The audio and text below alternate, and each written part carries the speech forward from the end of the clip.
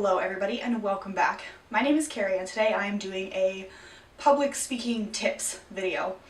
Yesterday I went to a CLE for my job, which is continuing legal education, and I realized that public speaking is still something that people struggle with, and since I had the great fortune to be taught by both my parents and several fantastic speech teachers in high school, I thought I would share some of those with you all.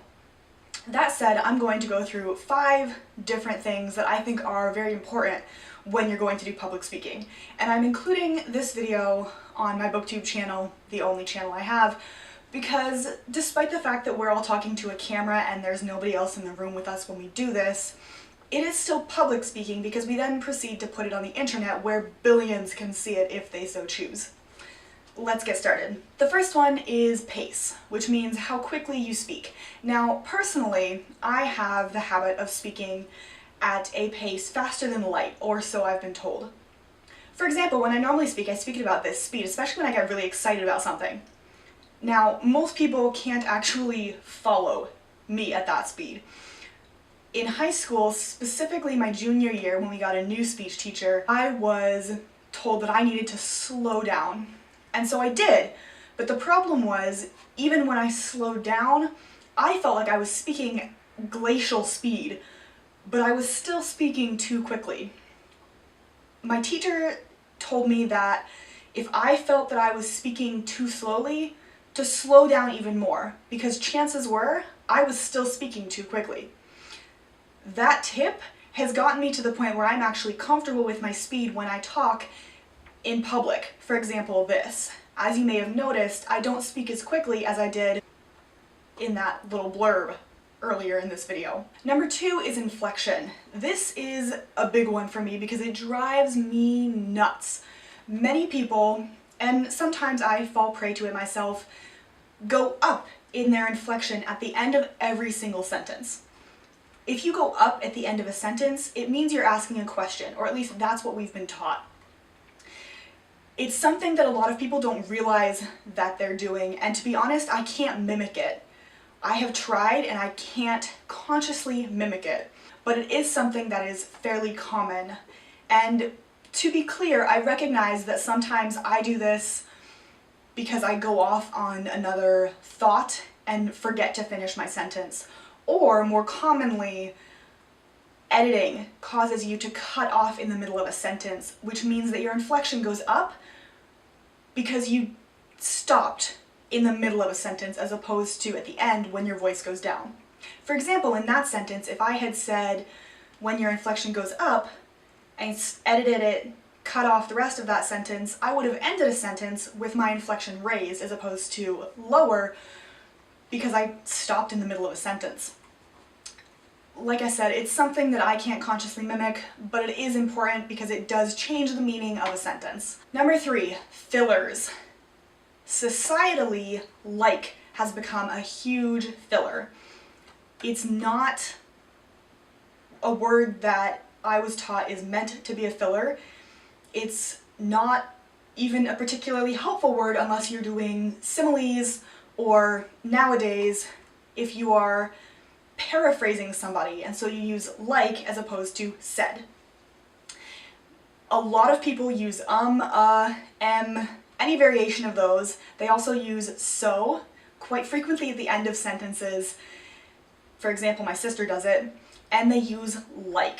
It's clearly a pet peeve for me, and I understand that not everybody realizes they say it as often as they do.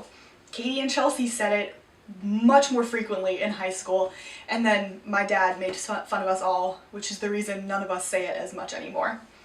Since I live with him, I hardly say it at all, but that's not the point. Watch out for fillers.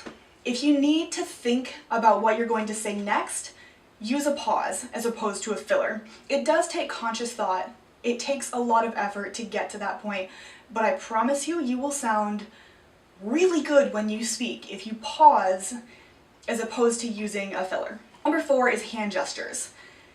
I am also guilty of this. I use hand gestures just randomly, so my hands are moving all over the place when I'm talking, especially if I get excited about something or I'm trying to illustrate a certain point. Most of us speak with our hands, it's just a fact of life. But especially if you're going to do public speaking, make your hand gestures purposeful, prominent and purposeful. For example, this entire video, whenever I come up with a new subsection, I've held up my hand for numbers. At the beginning I said I was doing 5, and then I've gone through each one of them so that you can clearly tell which part I'm on and there's no confusion.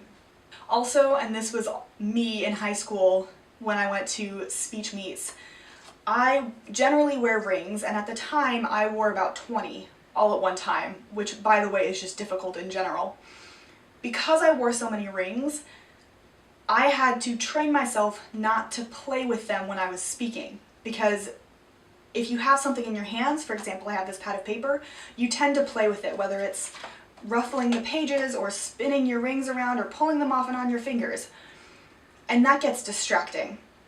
I actually remember a couple of meets where I would take my rings off and put them on my desk before going up to speak. It's again just something else to be aware of and tone down. Number 5 and last is volume. This one is also huge. We all have gone to some sort of public event where there's a microphone that works perfectly well, but then the speaker gets up and booms out because they don't realize how loud the microphone is. The problem isn't that they boom the first sentence or the greeting, the problem is that they then proceed to boom the entire hour left of their speech, so that by the time it's done, you can't hear anything. It's critical to modulate your speech, your volume specifically. If you are filming to a camera, as I am, you can edit that later, so you can increase the volume in the video and it's not as big of a deal. Or add subtitles, that kind of thing. However, if you're doing true public speaking and you're going to an event that you need to be speaking at and you don't know how the microphone is going to work, if there's any chance at all, go in beforehand and check that microphone. Check your speech. I went to the We the People competition in my junior year of high school, I believe, and my group was the first to present our essay. I remember one of our classmates arrived late, and I saw her walk in, and since I was already sitting up at the microphone, I sort of boomed, "Name, you're here!" And because I was in front of the microphone, it was so loud that everybody jumped. It turned out that I consciously recognized the booming voice in the microphone and then brought it down about 5 notches so that my voice was well modulated and not uncomfortable for the judges and classmates, teachers, family, friends, etc. who had come to watch us compete that day. Again, it's very important because you also don't want to be too quiet. You want to be right in that happy place in the middle, because if you're too loud, then people don't want to listen to you because they honestly can't listen to you, it hurts. But if you're too quiet, then people can't hear you. For example, if I speak like this, nobody can hear me. Nobody can hear you if you speak that quietly or mumble. Do not mumble, because then people have no idea what you say, and it's just a mess. Anyway, those are my 5 public speaking / booktube tips. I know that I've been using my hands a fair bit in this video anyway, I'm working on it. I hope you enjoyed. If you have any other tips, let me know because I am always looking for good tips. See you in my next video. Bye.